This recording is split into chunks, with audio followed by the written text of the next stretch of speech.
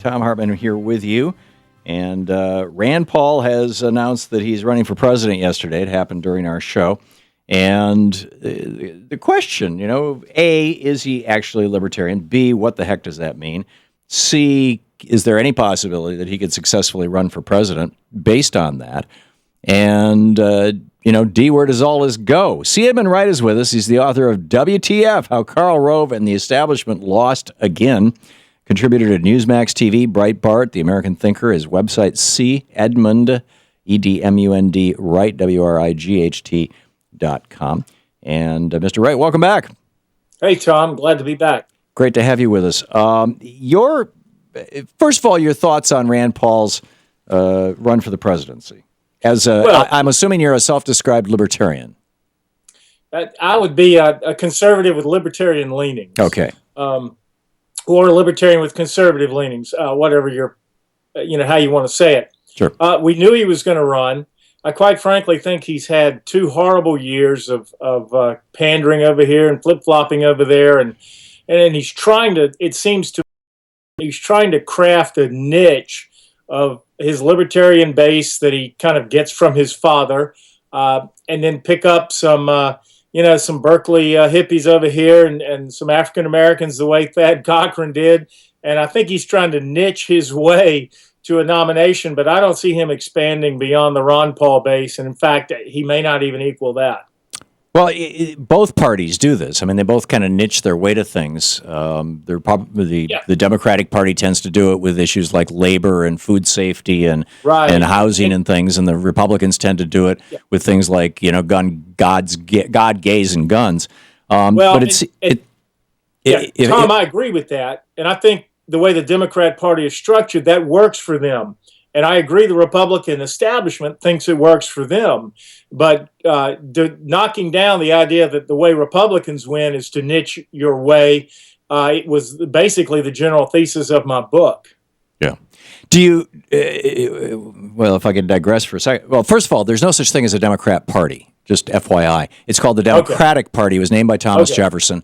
And the Democrat Party was a slur that was introduced by...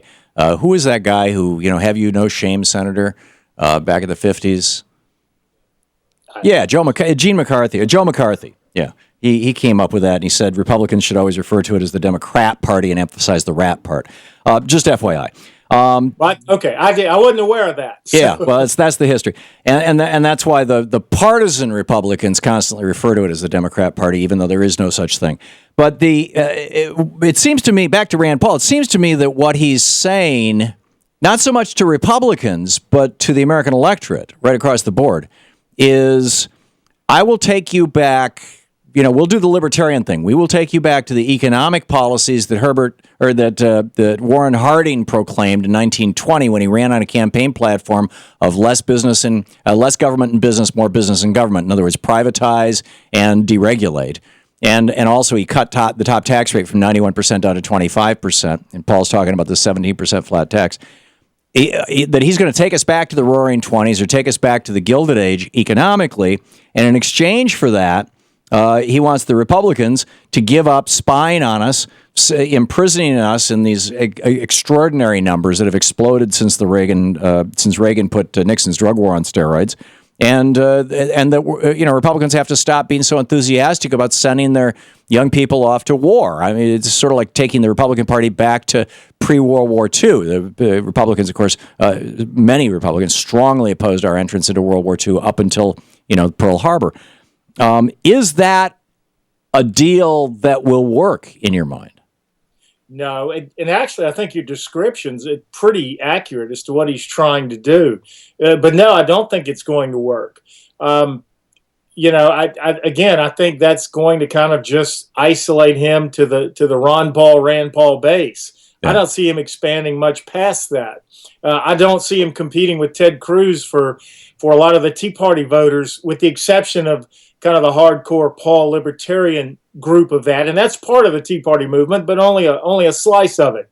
I think over time he's not going to measure up anywhere close to Walker or Cruz, and of course then Jeb Bush is going to have the big money machine, And I told you, I think months ago, Tom, I think on this show, that I thought eventually Ted Cruz would win the nomination. I'm still predicting that. Has very little to do with where he is today. It's just my gauge of how a message will sell over time. And I think over time, Rand Paul's message is not going to sell. Right.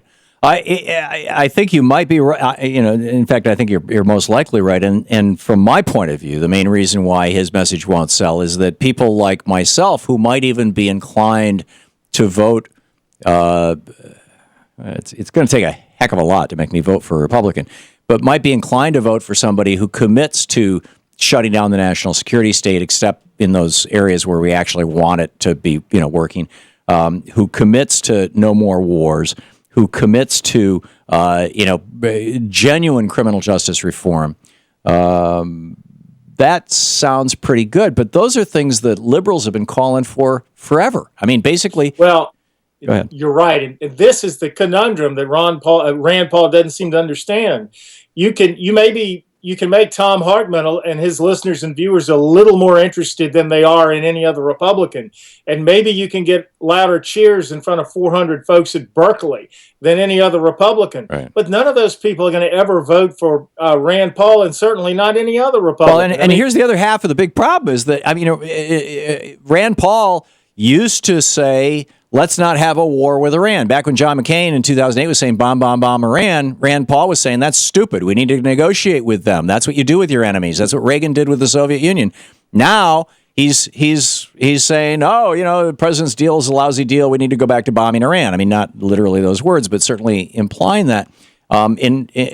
Because this Swift boat group started running ads trashing him for being in favor of Obama's position. It's like, in other words, I don't trust him to actually do what he says he's going to do, because he's been all over the map so many times on so many things. See, you and I agree on Rand Paul. Isn't that amazing? Yeah. Okay. So, Ted Cruz, I'm scratching my head on. My money's on Jeb Bush just because he's got the money, and that's, according to the Supreme Court, that's all it takes these days. Real quickly, what would a libertarian response be to somebody who, say, gets cancer and is looking at a couple $100,000 worth of surgery and chemotherapy? How do libertarians deal with that? Well, first of all, you got a lot of proclaimed libertarians are probably libertarian on one or two hot button issues and really don't understand Randian, as in Ayn Rand, not Rand Paul, Randian libertarianism.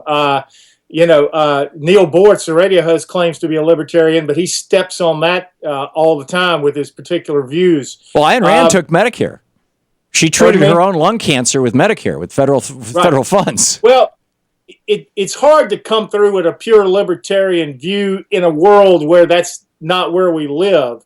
I think the pure libertarian view would probably be government has no role, but of course you cannot undo all of that in our healthcare system now. So the answer to somebody who's facing a couple $100,000 worth of medical bills, or or dying because they can't come up with the money, from a libertarian point of view, is good luck, see you in heaven.